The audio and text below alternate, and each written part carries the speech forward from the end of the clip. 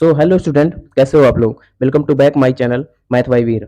तो आगाज करते हैं संघर्ष सीरीज का practice set 2। Practice set first में मैंने काफ़ी सारे क्वेश्चन कराए थे और एग्जाम ओरिएंटेड क्वेश्चन ही कराए थे, तो बिना टाइम वेस्ट किए हम ग्रुप डी मैथ का प्रैक्टिस सेट नंबर 2 स्टार्ट कर रहे हैं। तो पहला क्वेश्चन है जो आपको होमवर्क के लिए दिया गया था कि त्रिभुज एक्स बी वाई का क्षेत्रफल ज्ञात करो। एक्स बी वाई, तो इसका क्षेत्रफल ज्ञात करने के लिए मैंने आपको दिया था, मैंने कहा था कि ये ऑप्शन क्या है आपके गलत है। तो यहाँ पे ध्यान देना कि यहाँ पे जैसे 3, 4 और 5 का ट्रिपलेट बनता है, लेकिन सर यहाँ पर 5 तो होता है आपका हाइपोटेनस, पर यहाँ पे 5 तो आपका परपेंडिकुलर है। ठीक, तो यहाँ तो ध्यान देना ये भी एक राइट एंगल ही बनाएगा। जैसे मैंने कहा यहाँ पे अगर 5 है, यहाँ पे 3 है, तो यहाँ पे क्या हो जाएगा, पचम 25, 3 त्रिकाई 9, कितना हो जाएगा, अंडर रूट 34, अंडर रूट 34।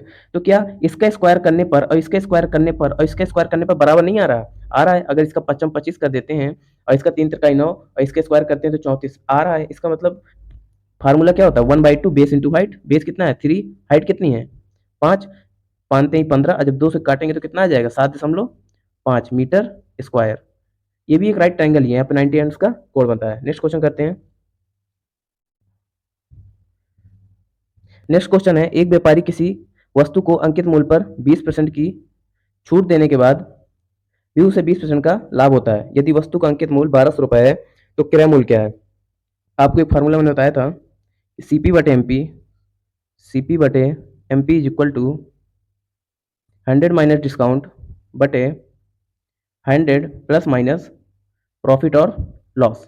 ठीक, इसी पर करेंगे। जैसे मैंने कहा सीपी और हमें एमपी कितना दिया हुआ है 1200, अंकित मूल्य कितना दिया है 1200, उसके बाद डिस्काउंट कितना है 20 का, तो अगर 100 में 20 जाएगा तो कितना आएगा 80 बटे 20% का लाभ होता है, 100 में 20 जोड़ देंगे तो कितना हो जाएगा 120।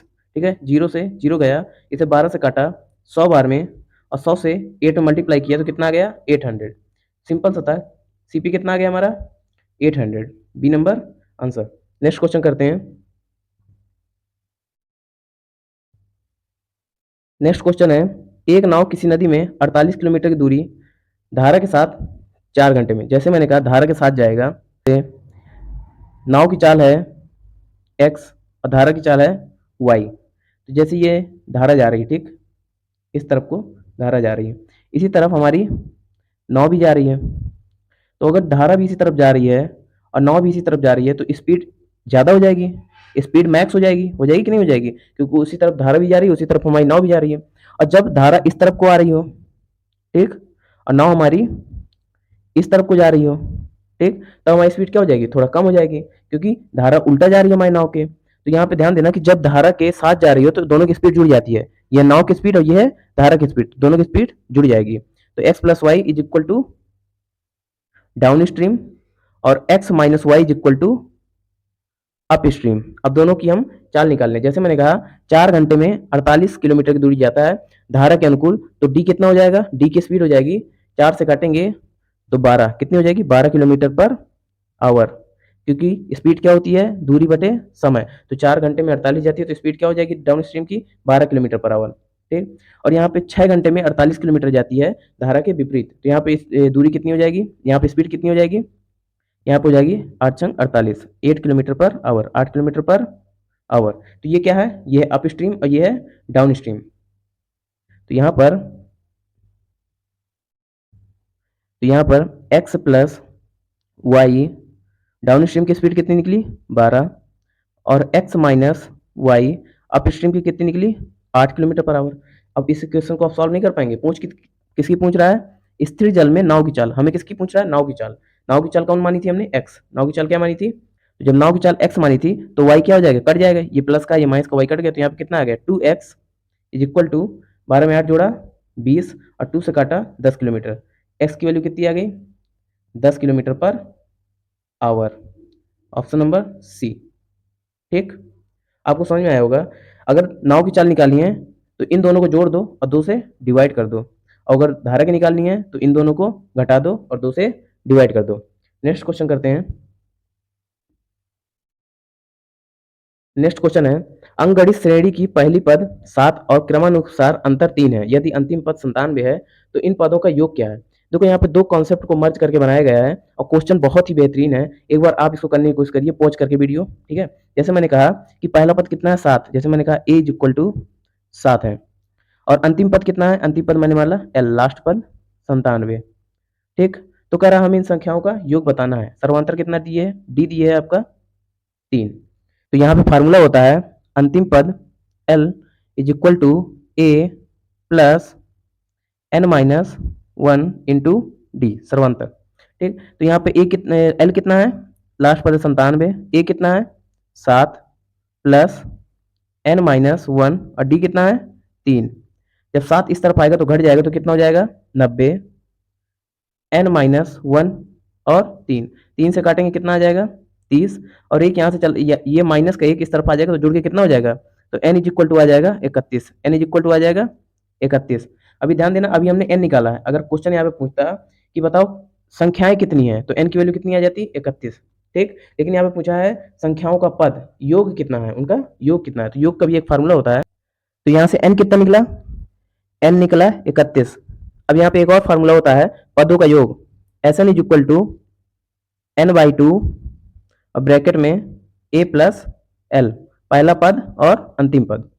तो S N is equal to 31/2, A कितना है, ए था 7 प्लस और अंतिम पद कितना था 97, इन दोनों को ऐड करेंगे तो आ जाएगा 104। तो यहाँ पे आ जाएगा 31/2 मल्टीप्लाई 104, इसको काटा कितना आया 2 5 जा और 2 2 जा, जब मल्टीप्लाई करेंगे 31 का 52 में तो आएगा 2 5 मल्टीप्लाई 3 दूनी 6, 3 5 15, 2 1 6 1 1612, बी नंबर आंसर 1612। आपको समझ में आया होगा। यहाँ पे दो कॉन्सेप्ट लगे हैं, एक आपका फार्मूला लगा है अंतिम पद इज इक्वल टू पहला पद संख्या minus 1 N minus 1 into D, दूसरा लगा है पदों का योग S N is equal to N by 2 पहला पद प्लस अंतिम पद, ठीक। यही दो फार्मूले लगे हैं। नेक्स्ट क्वेश्चन करते हैं। यदि a plus B plus C बराबर 6, A B plus B C plus C A बराबर 9, तो A cube plus B cube plus C cube minus 3 का मान। अगर इसका आपको फार्मूला याद है तो ठीक है, नहीं सीधा आप क्या करें, एक वेरिएबल को जीरो मान ले। जैसे मैंने कहा सी को यहाँ पे मैंने जीरो बना दिया, तो ये भी जीरो, ये भी जीरो, ये भी जीरो, ये भी जीरो और ये भी जीरो। तो यहाँ पे हमें क्या पता चला कि a प्लस बी की वैल्यू है 6 और ए बी की वैल्यू है 9, और हमें किसकी वैल्यू चाहिए, ए क्यूब प्लस बी क्यूब की वैल्यू चाहिए। तो देखो यहाँ से ऐसी दो संख्या जिनको जोड़ने पर 6 और मल्टीप्लाई करने पर 9, तो 3 और 3 हो गई, जोड़ने पर 6 और 3 त्रिकाई 9। तो यहाँ पर ए की मान भी 3 और बी का मान भी 3, तो 3 त्रिकाई 9, 3 27, 27 प्लस 27, जब इन दोनों को ऐड करेंगे तो कितना आ जाएगा 54, 54, आंसर बी नंबर। सबसे इजी मेथड है किसी एक वेरिएबल को जीरो मानकर करने का, ठीक है। नेक्स्ट क्वेश्चन करते हैं।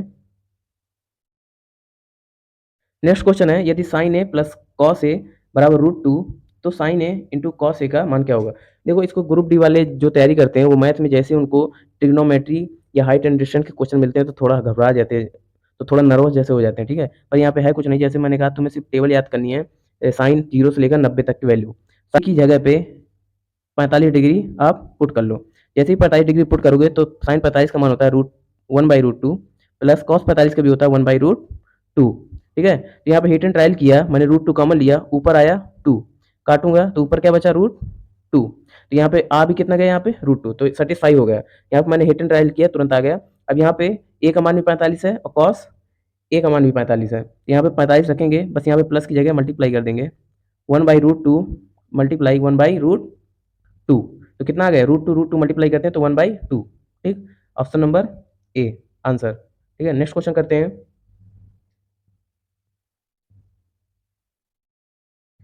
नेक्स्ट क्वेश्चन है किसी राशि की चक्रवृद्धि वार्षिक दर से कितनी होगी यदि वह 8 वर्षों में दोगुनी हो जाए। ये क्वेश्चन बहुत ही ज़्यादा पेचीदा है, आप इसको खुद करिए और आप इसको किसी से भी पूछिए एक बार, तो एक बार में तो आंसर दे ही नहीं पाएगा क्योंकि ये क्वेश्चन का तरीका ही बहुत अलग है। यहाँ पे देखो 8 वर्षों में दोगुनी हो जाए, जैसे मैंने कहा कि अगर P 1 है तो जो राशि बाद में हो जाए वो कितनी हो जाए 2P। तो तुमने फार्मूला पढ़ा है A is equal to P 1 plus R/100 और ऊपर समय n। इससे बेहतरीन अगर कोई बताए तो आप देख लीजिएगा, इससे बेहतरीन कोई अप्रोच ही नहीं है दुनिया में, ठीक है। जैसे मैंने कहा कि पी से कितना हो गया 2p, तो 2p हो गया इज इक्वल टू पी, यहाँ पे क्या है 1 प्लस आर की पावर एन, एन कितना है 8 वर्षों में, ठीक। पी से पी कट गया, यहाँ पे आ गया 2 is equal to 1 plus R की पावर 8। ये 8 जब यहाँ से यहाँ जाए, ये 8 जब यहाँ से यहाँ जाएगा तो यहाँ पे 1/8 की तो यहाँ पे 1/8 की पावर में जाएगा। जैसे मैंने कहा यहाँ पे जब ये 8 इस तरफ जाएगा तो हो जाएगा 2 की power 1/8 is equal to 1 plus R. और 2 की पावर 1/8 की वैल्यू दी है क्वेश्चन पे, 2/1 की पावर 8 की जो वैल्यू दी है वो दी है 1.0905। और यहाँ पे क्या आया था, यहाँ पे आया था 1 प्लस आर, तो ये 1 इस तरफ आएगा तो माइनस का हो जाएगा, यहाँ पे 1.0905 माइनस का 1 इज इक्वल टू आर। जैसे ही 1 इसमें सब्ट्रैक्ट होगा तो 0.0905, यही क्या है आर की वैल्यू, कहाँ पे है 0.0905। ये परसेंट में चेंज करेंगे, एक सेकंड, ये परसेंट में ही चेंज हो गया है। इसका अगर हम 100 से मल्टीप्लाई करेंगे तो पॉइंट कहाँ पे आ जाएगा 9.05, ठीक है। ये क्या है इसका आंसर, सी नंबर आंसर, ठीक है। नेक्स्ट क्वेश्चन करते हैं।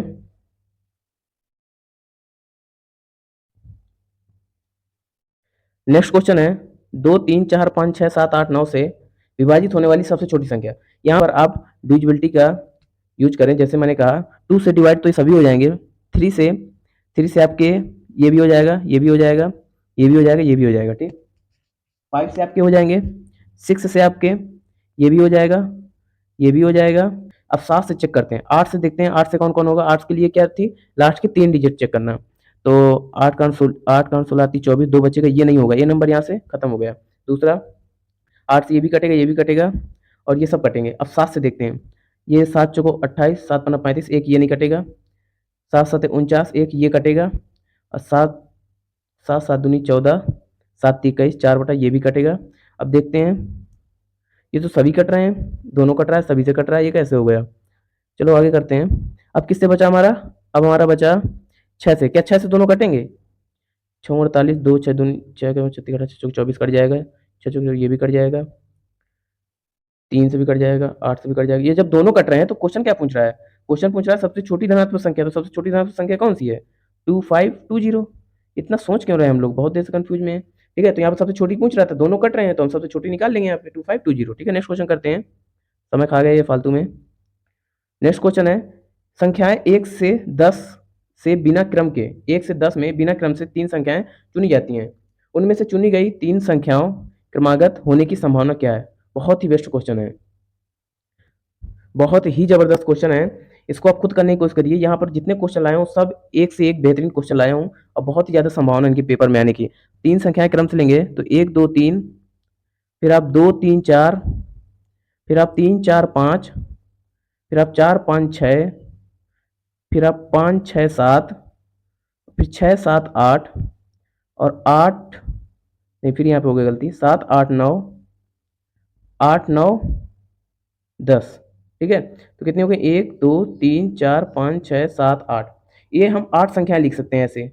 अब क्या कोई संख्या है आपके माइंड पे, नहीं होगी। 3 संख्या चुनने के सिर्फ यही तरीके हैं जिसमें अलग अलग होंगे, ठीक है। अब मैंने कहा यहाँ पे 8 तरीके निकल आए, 8 तरीके आपके निकल आए चुनने के। अब आपके टोटल संख्याएं निकालनी है कि, अब आपके टोटल संभावना निकालनी है कि टोटल संभावना कितनी हो सकती है। तो अब यहाँ पे हम फार्मूला लगाएंगे एनसीआर, एनसीआर, ठीक है। यहाँ पे एन कितना है 10 और आर कितना है 3, टोटल 1 से 10 तक में हमें तीन तीन जोड़े बनाने हैं। तो यहाँ पे फार्मूला हो जाएगा N factorial divide by R factorial, N factorial minus R factorial, ठीक है। जैसे एन कितना है 10 फैक्टोरियल, तो यहाँ पे आ जाएगा 10 फैक्टोरियल बटे 3 फैक्टोरियल, और 10 फैक्टोरियल में 3 फैक्टोरियल जाएगा तो कितना आएगा 7 फैक्टोरियल। तो नीचे आ जाएगा, तो यहाँ पे आ जाएगा 10 मल्टीप्लाई 9 मल्टीप्लाई 8 मल्टीप्लाई 7 फैक्टोरियल, और यहाँ पे आ जाएगा 3 फैक्टोरियल मल्टीप्लाई 7 फैक्टोरियल, 7 फैक्टोरियल से 7 फैक्टोरियल कट गया। 3 फैक्टोरियल का मतलब है 3 मल्टीप्लाई 2 मल्टीप्लाई 1, 3 से काटा 3 त्रिकाई 9, 2 से काटा, 2 चौको 8, तो 3 चौको 12, 120। टोटल यहाँ से पॉसिबिलिटी कितनी निकल आई? 120। अब ध्यान देना, मैंने यहाँ पे 3-3 के क्रमागत जोड़े बनाए थे, 1 2 3, 2 3 4, 4 5 6, ऐसे करके 8 तो यहाँ पे हमारे जो 3-3 के जोड़े बनाने की जो संभावनाएं थी वो 8 थी, और टोटल 1 से 10 तक में जो चुने जाने की टोटल क्रमागत संभावनाएं निकाली हमने, कितनी निकाली? 120। तो यहाँ पे 8/120, 8 से काटा कितना आया? 1/15, 15/120, बी नंबर आंसर। आपको थोड़ा कम समझ में आया होगा, पर जैसे अगर मैंने जिस तरह समझाया, अगर आप उसको अच्छे से समझने की कोशिश करें तो बहुत जल्दी आ जाएगा। ठीक है, नेक्स्ट क्वेश्चन करते हैं। यहाँ पर है, किसी वृत्त की त्रिज्या 10 मीटर है, यदि किसी चाप में 12 सेंटीमीटर की कॉर्ड हो तो केंद्र से वृत्त के बीच की दूरी, जैसे मैंने कहा यहाँ पे ये सर्किल है, यहाँ से यहाँ तक के बीच की दूरी त्रिज्या है 10 मीटर, और कह रहा है 12 मीटर की कॉर्ड, यहाँ से ये 12 मीटर की क्या है? कॉर्ड 12 मीटर की है, तो दोनों कितनी कितनी की हो जाएंगी? 6 और 6। अब कह रहा है कॉर्ड से केंद्र से यहाँ तक के बीच की दूरी पूछ रहा है, तो यहाँ से यहाँ तक कितना है? 10, ये भी त्रिज्या है, यहाँ से यहाँ तक कितना है? 10। तो ये ट्रिपलेट नहीं है, 3 4 5 का, 3 4 5 का, 3 दूनी 6, 4 दूनी 8, 5 दूनी 10, 6 8 10 का, 10 यहाँ पे है, 6 यहाँ पे है, तो बीच में कितनी होगी? 8। 8 हमारा आंसर, यही तो पूछ रहा था, बी नंबर आंसर। ट्रिपलेट बहुत जगह यूज आएंगे, आपको बहुत सारे ट्रिपलेट याद होने चाहिए, जैसे 3 4 5 का, 5 12 13 का, 7 24 25 का,